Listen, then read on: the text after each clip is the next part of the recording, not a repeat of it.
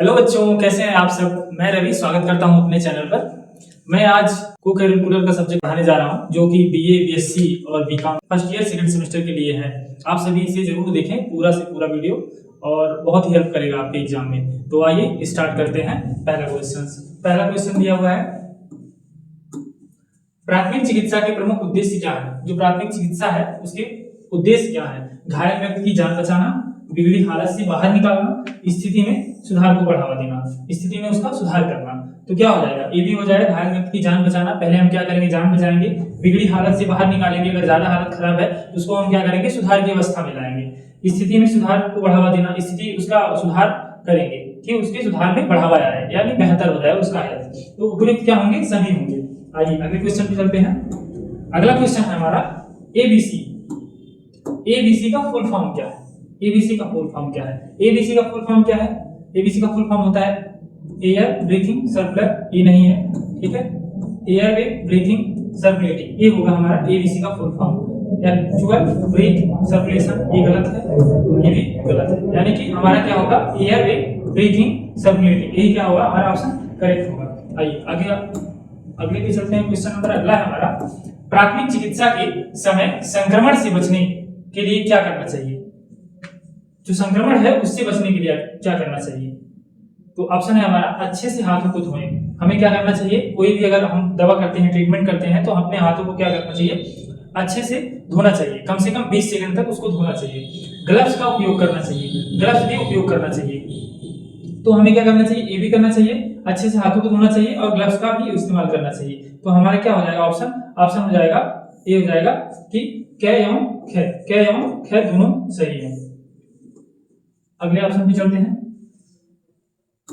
अगला क्वेश्चन हमारा आएगा, अगला क्वेश्चन है, प्राथमिक चिकित्सा का मुख्य उद्देश्य क्या है। जो हमारा प्राथमिक चिकित्सा है, जैसे मान लीजिए कोई इंजरी हो जाती है या फिर कोई एक्सीडेंट हो जाता है या फिर कोई घायल हो जाता है, तो उसका हमें पहले क्या उपचार करना चाहिए, वह चीज बता रहे हैं। तो पहले क्या करना, जीवन की रक्षा करें। उसके मतलब जीवन की रक्षा करें, जिस सिचुएशन में है उससे बाहर निकालें, बाहर निकालने का प्रयास करेंगे। आगे के नुकसान को रोकें, अगर मतलब आगे नुकसान हो रहा है तो उस चीज को हम कंट्रोल करें, उस चीज को क्या करना, हमें कंट्रोल करना है। रोगी की स्थिति को सुधार देना, रोगी का जो स्थिति है, जिस सिचुएशन में है उसमें सुधार आए। जैसे मान लीजिए दर्द है तो उसके दर्द को कम किया जाए, या फिर फ्रैक्चर है तो उस चीज को रिलीफ दिया जाए। तो ऐसी चीजों को हमें करना चाहिए। तो ऑप्शन हमारा क्या हो जाएगा, उपयुक्त सभी हो जाएगा। जीवन की रक्षा भी करेंगे, आगे के नुकसान से रोकेंगे भी उसको, रोगी की स्थिति को सुधार देंगे। अगले क्वेश्चन पे आते हैं। अगला है सीपीआर की सिफारिश किसके द्वारा की जाती है। सीपीआर की सिफारिश किसके द्वारा की जाती है, रेड क्रॉस द्वारा, यूनिसेफ द्वारा, अमेरिकन हार्ट एसोसिएशन द्वारा, या एसएम द्वारा। तो हमारा जो करेक्ट ऑप्शन है वह क्या हो जाएगा, अमेरिकन हार्ट एसोसिएशन। सीपीआर का फुल फॉर्म क्या होता है, कार्डियो पल्मोनरी रिससिटेशन, ठीक है, रिससिटेशन, ये हमारा फुल फॉर्म होता है, जिसका कार्डियो का मतलब होता है दिल, और पल्मोनरी का मतलब होता है फेफड़ा, और रिससिटेशन का मतलब होता है पुनर्जीवित। तो हमारा ऑप्शन क्या सही हो जाएगा, अमेरिकन हार्ट एसोसिएशन। आगे चलते हैं। अगला क्वेश्चन हमारा हो जाएगा, प्राथमिक उपचार का क्या उद्देश्य है। प्राथमिक उपचार का क्या उद्देश्य, जो हमारा प्राथमिक उपचार है उसका हमारा उद्देश्य क्या होना चाहिए। यह क्या होगा, सबसे पहले उपचार करना। सबसे पहले क्या करेंगे, उपचार करेंगे। अगर कोई घायल हो गया है तो सबसे पहले उसको हम कहीं ले नहीं जा पा रहे हैं, तो उसका सबसे पहले हम क्या करेंगे, उसका उपचार करेंगे। जिस लेवल पे है उस पे हम उसको ठीक करने का प्रयास करेंगे।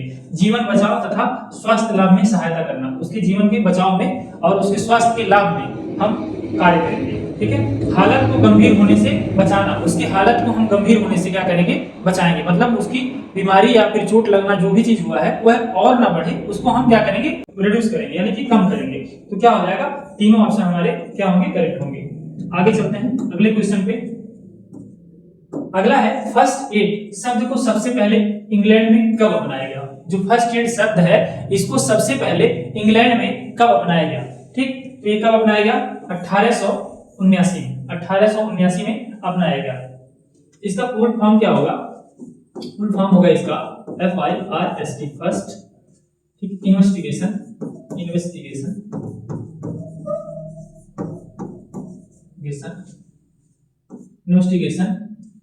रिलीफ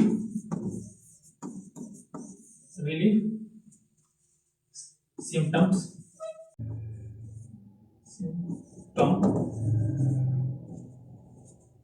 हो जाएगा हमारा अरेंजमेंट इमीडिएटली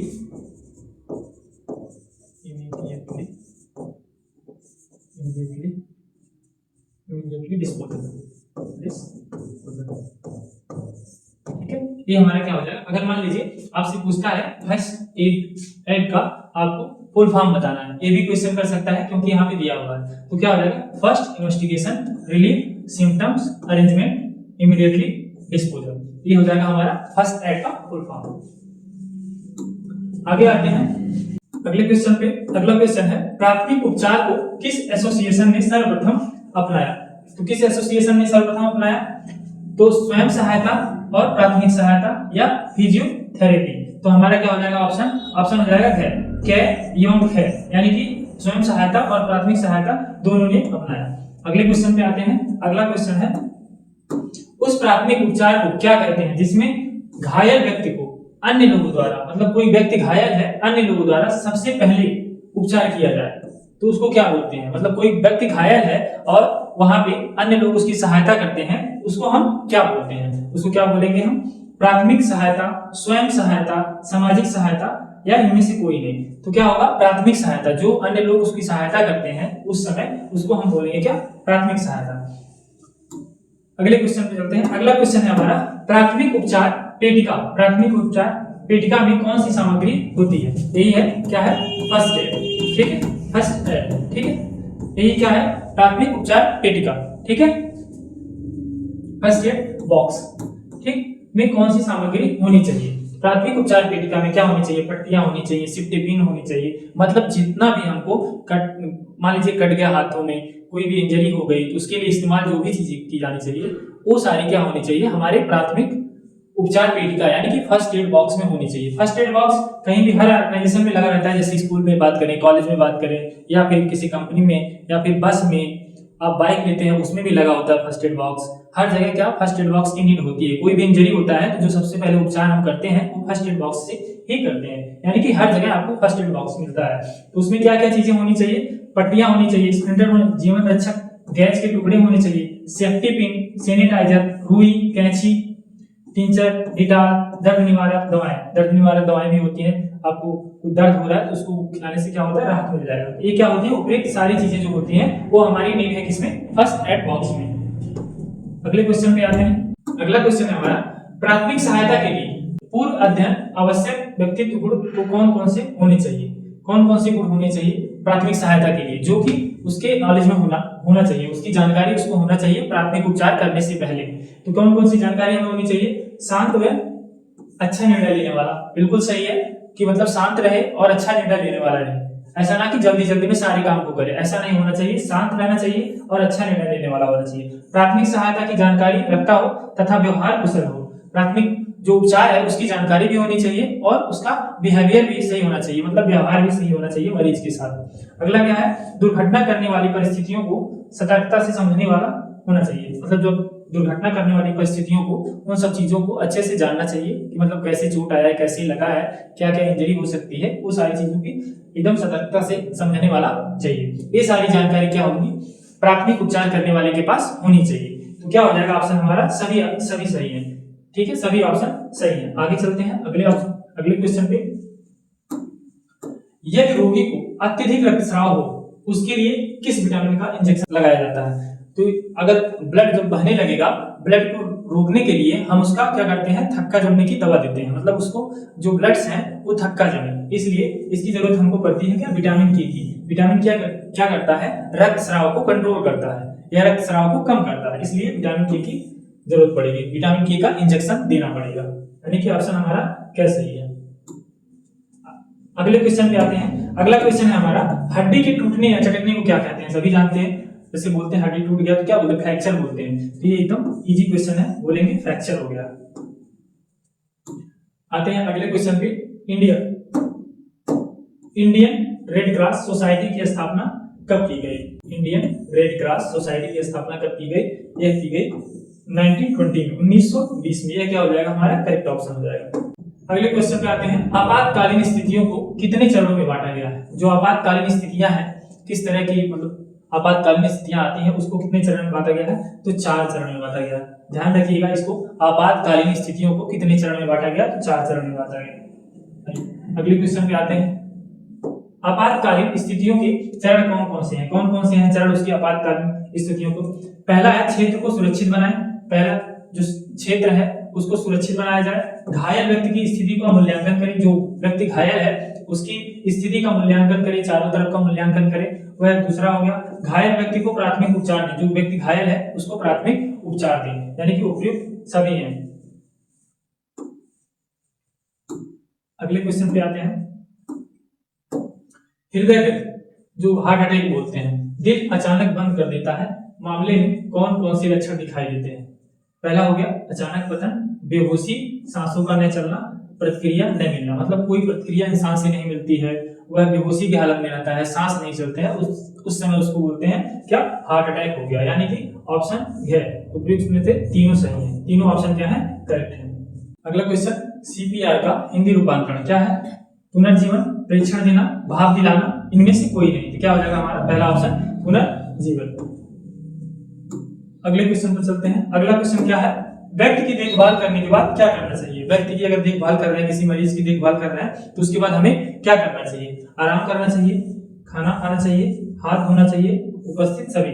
ठीक, तो क्या हो जाएगा हमारा ऑप्शन हो जाएगा, अगर किसी व्यक्ति का आप उपचार कर रहे हैं तो उसके बाद क्या करना चाहिए, हाथ धोना चाहिए। ठीक है, या देखभाल कर रहे हैं तो उसके बाद हमें हाथों को अच्छे से धोना चाहिए। अगला क्वेश्चन है, घुटने की चोट विशेषकर किस खेल में ज्यादा लगने की संभावना होती है। जो घुटने की चोट होती है हमारी, किस में लगने की संभावना होती है, स्विमिंग में क्या होता है, हम तैरते हैं, स्विमिंग में पानी में रहते हैं, यानी कि घुटने का चोट का कोई चांस नहीं है। हॉकी की बात करें, हॉकी में हम हॉकी लेके खेलते हैं, उसमें भी दौड़ते हैं, तो उसमें भी लग सकता है। एक वॉलीबॉल की बात करें, वॉलीबॉल पूरी तरह से हाथ से खेलते हैं। फुटबॉल की बात करें, फुटबॉल तो हम पैर से खेलते हैं, इसमें क्या होता है, ज्यादा लगने के चांसेस होते हैं कंपेयर टू इनमें जो है, इनसे सबसे ज्यादा किसमें लगने का चांस होता है, फुटबॉल में, यानी कि क्या होगा हमारा ऑप्शन फुटबॉल करेक्ट ऑप्शन होगा। अगले क्वेश्चन पे चलते हैं।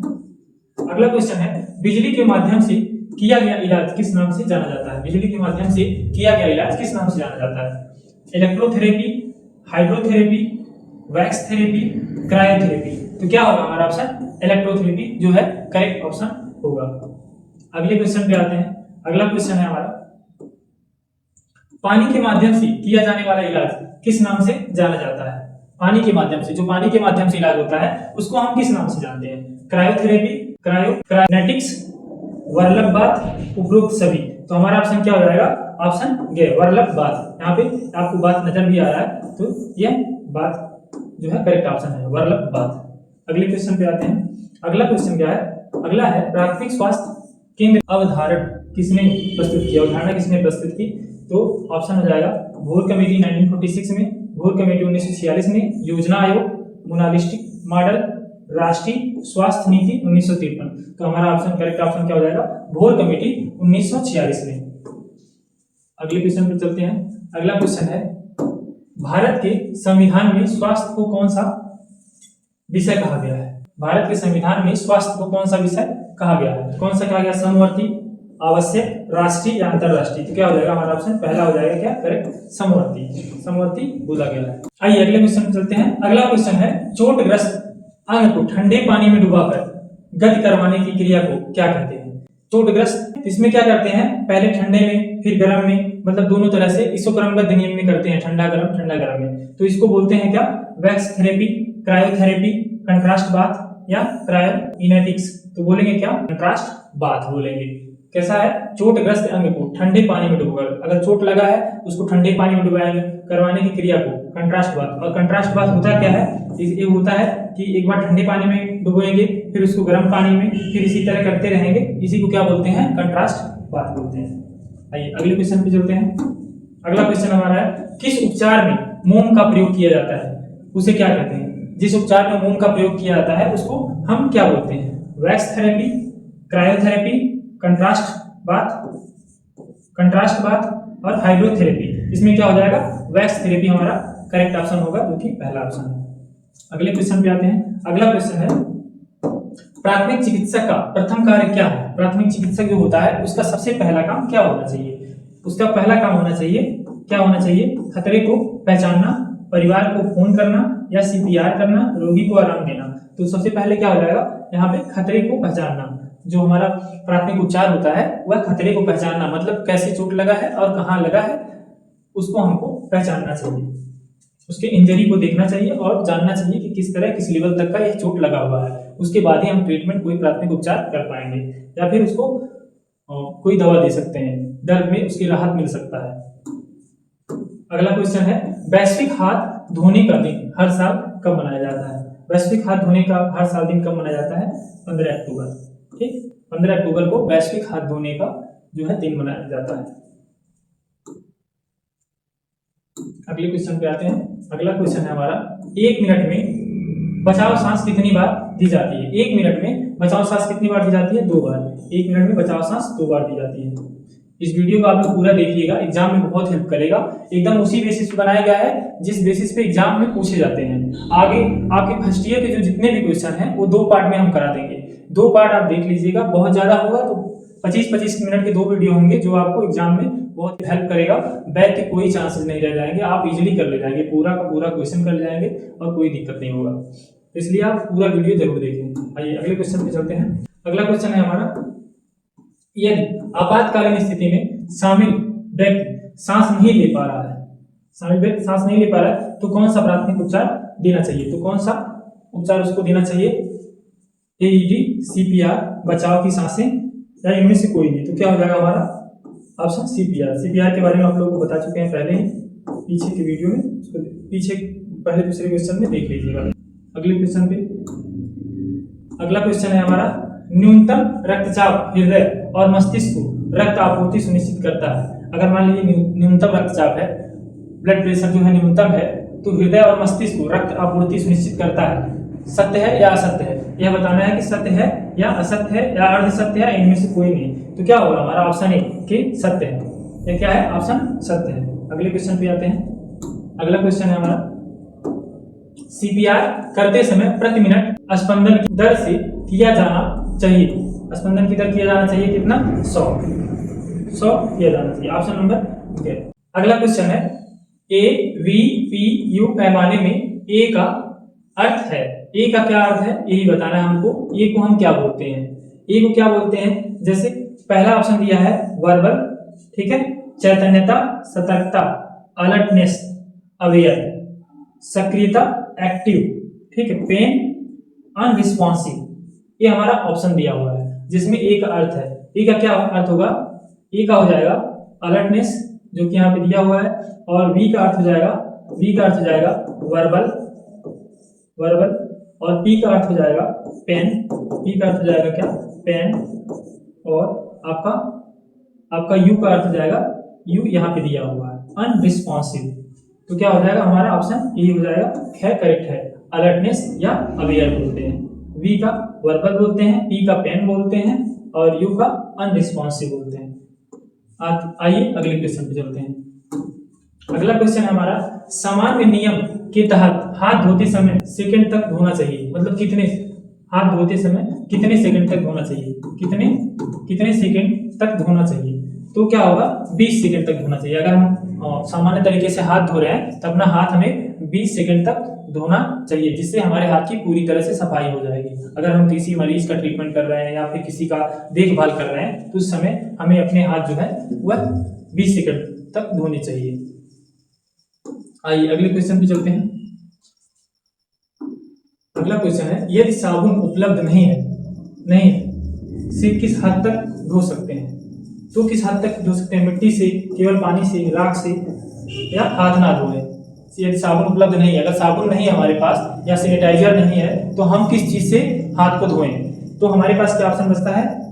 राख का इस्तेमाल हम कर सकते हैं कि हम राख के इस्तेमाल से अपने हाथों को धो लें। यहाँ पे क्या आ जाए? राख से हम धो सकते हैं, ठीक है। ये राख हमारा क्या हो जाएगा? करेक्ट ऑप्शन हो जाएगा। आइए अगले क्वेश्चन पे चलते हैं।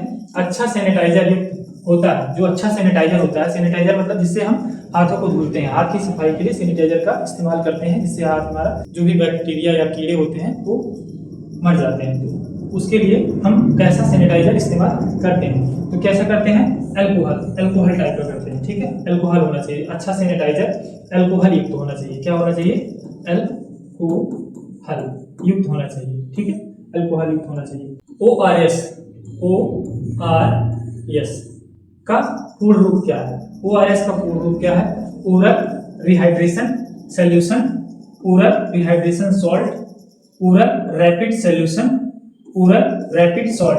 तो क्या हो जाएगा हमारा ऑप्शन, ओरल रिहाइड्रेशन सॉल्यूशन। यही क्या हो जाएगा हमारा करेक्ट ऑप्शन हो जाएगा।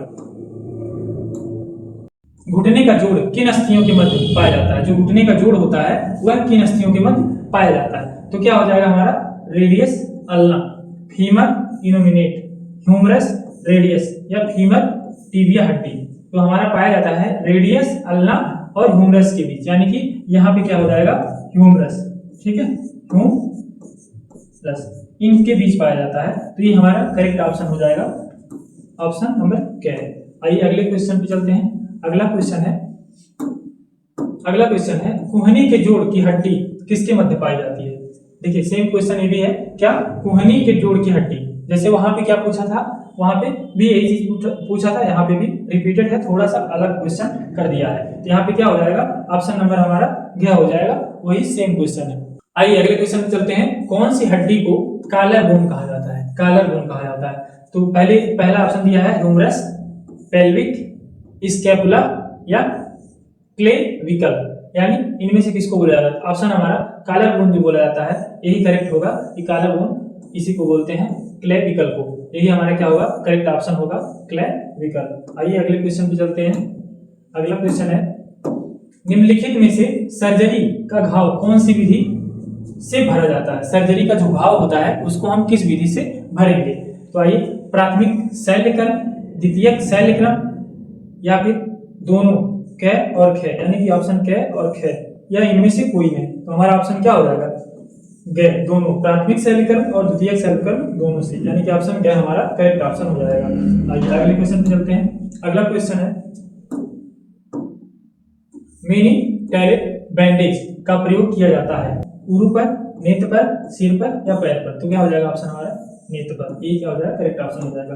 आइए अगले क्वेश्चन पे चलते हैं। अगला क्वेश्चन है प्राथमिक चिकित्सा क्या है, जो हमारी प्राथमिक चिकित्सा है वो क्या है। प्राथमिक सर्वे का पूर्ण करना, ठीक है, दुर्घटना के पश्चात घायल को दी जाने वाली प्रथम सहायता या घायल के जीवन संबंधी लक्षणों का निरीक्षण करना, या फिर घायल को शॉक से बचाना, मतलब कोई शॉक लगा है उसको बचाना। तो हमारा क्या होगा, ऑप्शन नंबर ख, दुर्घटना के पश्चात घायल को दी जाने वाली प्रथम सहायता, यही क्या होती है, प्राथमिक चिकित्सा होती है। जैसे कोई भी व्यक्ति अगर घायल हो गया है तो उसके पश्चात उसको जो सहायता दी जाती है उसको बोलते हैं क्या, प्राथमिक चिकित्सा।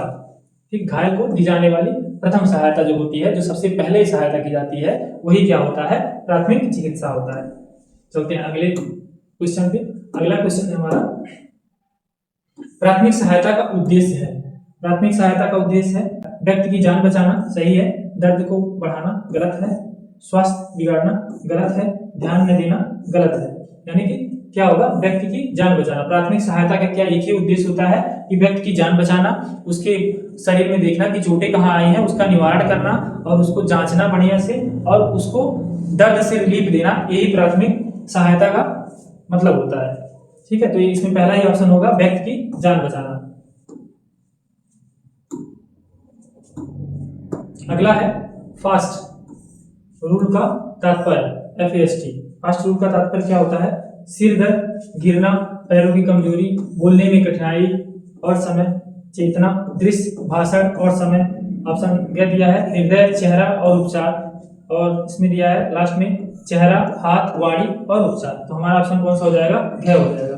कि मतलब फास्ट का मतलब है फेस, फेस, ए का मतलब आर्म्स, आर्म्स, एस का मतलब स्पीच, स्पीच, और टी का मतलब टाइम, यानी कि फेस, आर्म्स, स्पीच और टाइम।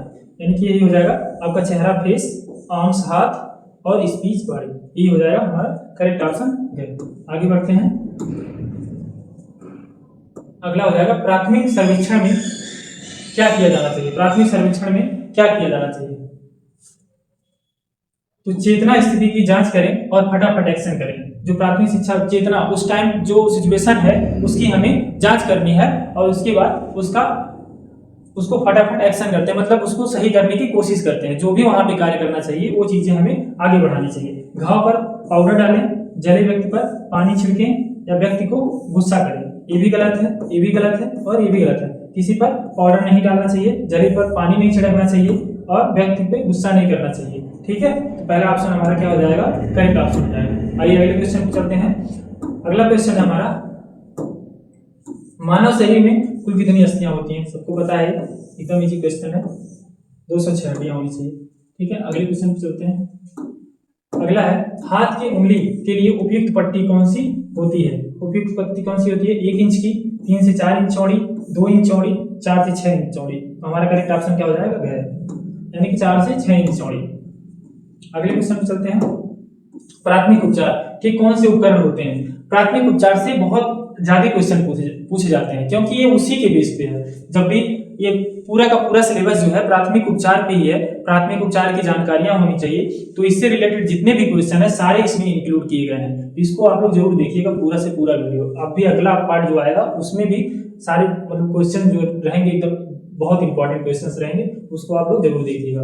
प्राथमिक उपचार के कौन से उपकरण होते हैं? थर्मामीटर होता है, स्टेथोस्कोप होता है, मैनोमीटर होता है, उपयुक्त सभी होता है। ये क्या होता है, सारी चीजें हमारे इंपॉर्टेंट है, ये सभी चीजें हमारे पास होनी चाहिए जो प्राथमिक उपचार में हमें काम आने वाली होती है। ठीक है, जैसे डॉक्टर के पास जाते हैं तो आप फीवर चेक करता है, फिर उसके बाद सांसें चेक करता है, सारी चीजें चेक करने के बाद ही आपको दवा देता है। अगले क्वेश्चन पे आते हैं, विश्व स्वास्थ्य दिवस कब मनाया जाता है? विश्व स्वास्थ्य दिवस कब मनाया जाता है? सभी को पता है, यह 7 अप्रैल को मनाया जाता है। करेक्ट ऑप्शन हमारा क्या हो जाएगा। अगला क्वेश्चन है, स्टेपीज हड्डी कहाँ होती है? स्टेपीज हड्डी कलाई के जोड़ में, कान में, नाक में, ईडी के जोड़ में। तो हमारा क्या ऑप्शन है, कान में। कान के नीचे जो होती है स्टेपीज की हड्डी होती है, जो कि हमारा ऑप्शन सही है, कान में। आइए अगले क्वेश्चन पे चलते हैं। अगला क्वेश्चन है, एक कुशल ड्रेसिंग होनी चाहिए, एक कुशल ड्रेसिंग होनी चाहिए कोल्ड क्रीम के साथ, रोगाणु मुक्त काटन युक्त के साथ, तेल के साथ। तो कैसा होना चाहिए? रोगाणु मुक्त, मतलब कोई रोगाणु ना हो, रोगाणुनाशक चीजें ना हो, रोगाणु मुक्त होनी चाहिए। ऑप्शन क्या हो जाएगा, खैर। आगे चलते हैं।